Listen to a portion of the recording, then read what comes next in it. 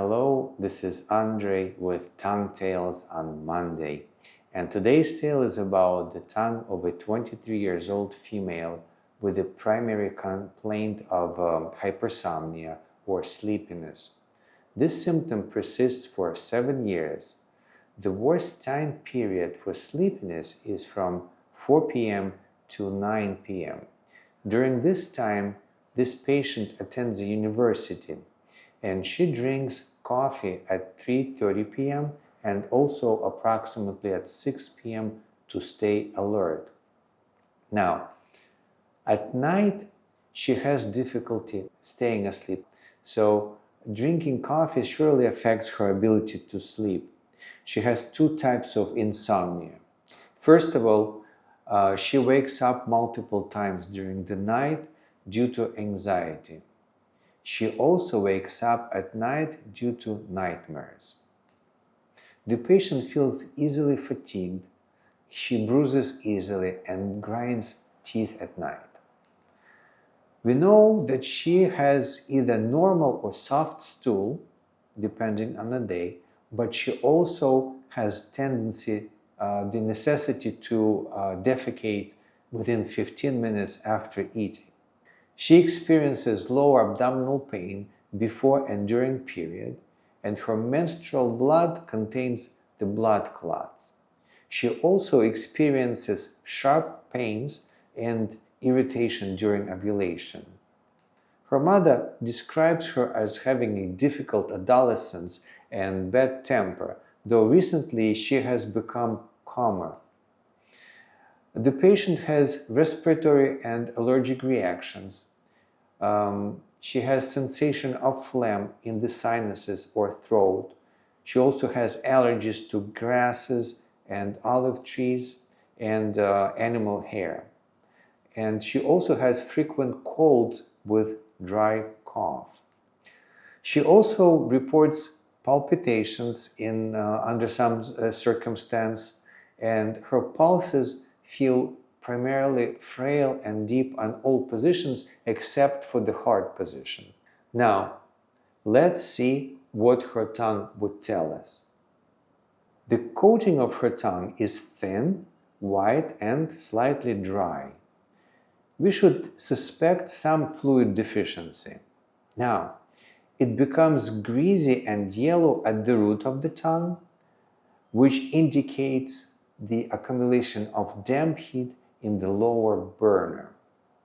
The shape of the tongue is swollen. It has prominent teeth marks, which is a clear indication of spleen Qi deficiency and accumulation of dampness. Now, if we look carefully, we can see that the anterior 1/3 of the tongue is swollen, which is an indication of phlegm dampness retention in the lungs. The color of the tongue is pale. It is a dry tongue despite phlegm dampness accumulation, which hints at probably blood deficiency.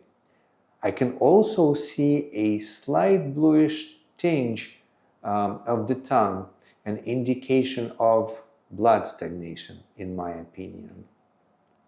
We can also observe red elevated points on the tip of the tongue, slightly to the right of the center. And we can also see pink-blue flat points along the sides of the tongue, here. Now, let's discuss their significance. Pale blue points on the sides of the tongue indicate primarily liver qi and blood stagnation. You know that the sides of the tongue are associated with the liver. The blue color indicates stagnation of blood, a condition where the blood circulation is sluggish or partially obstructed. It can be usually caused by various factors such as cold or internal conditions that disrupt the smooth flow of qi, like liver qi stagnation. When the qi flows, blood follows. Stagnation of qi causes stagnation of blood. In absence of cold symptoms, I tend to think that we are dealing with liver qi stagnation that leads to blood stagnation. Stagnant qi in blood would explain why this patient often feels irritable and has a bad temper. Liver blood stagnation would also explain painful periods as well as painful ovulation. Now, the tip of the tongue is associated with the heart, and the anterior 1/3 of the tongue is associated with the lungs.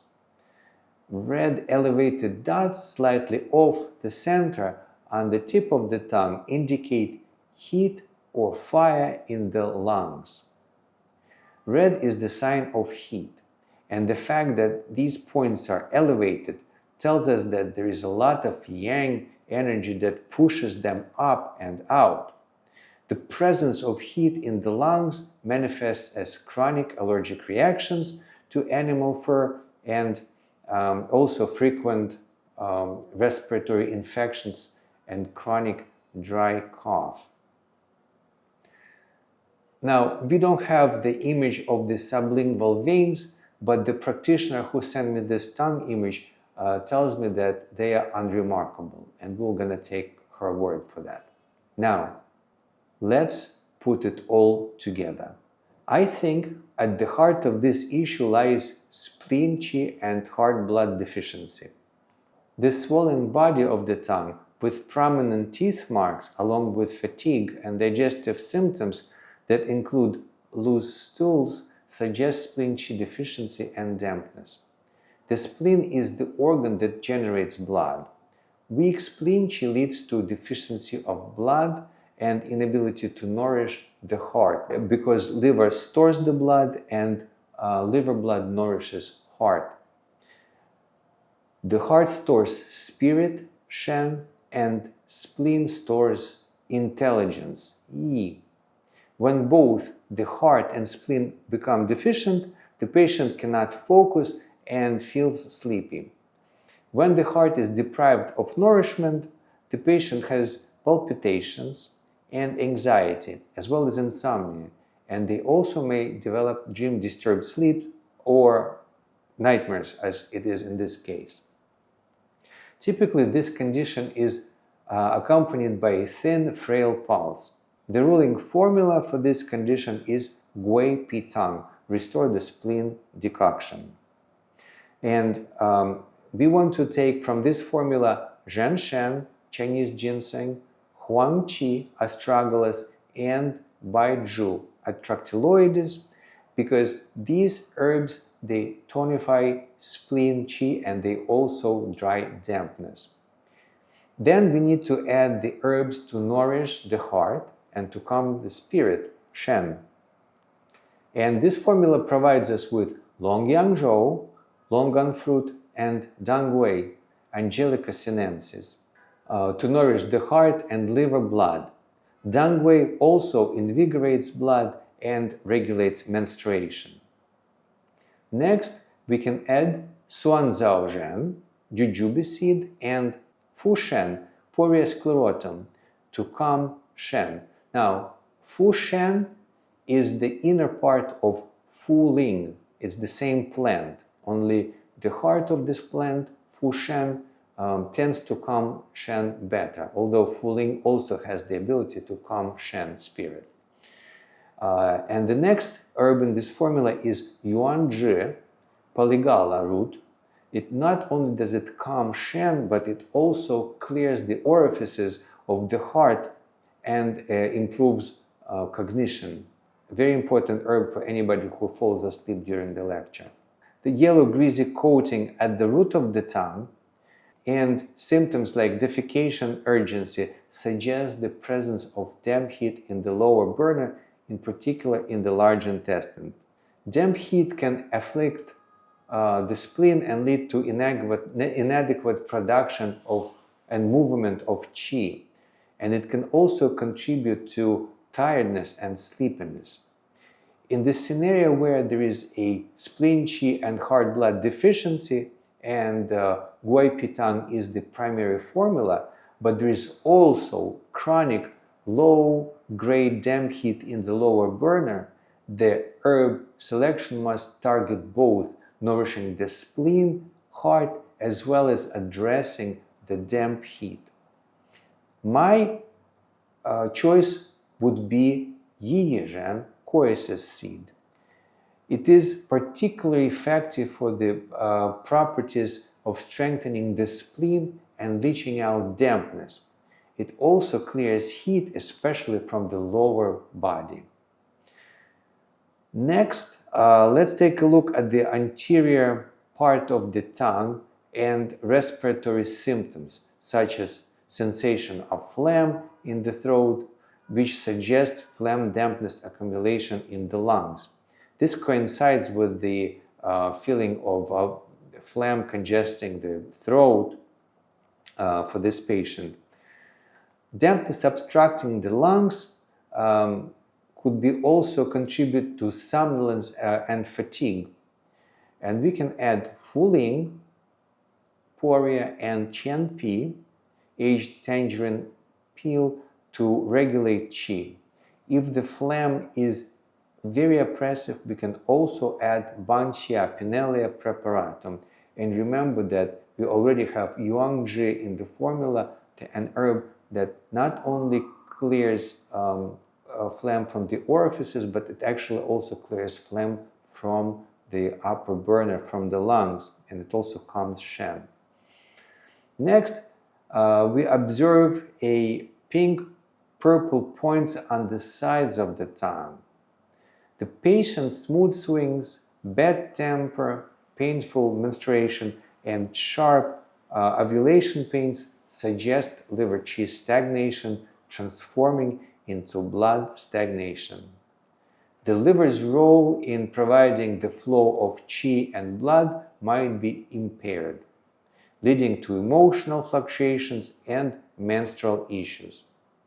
Liver qi and blood obstruction may also be a contributing factor to somnolence because the liver can invade the spleen and result in low energy, inability to focus, and sleepiness.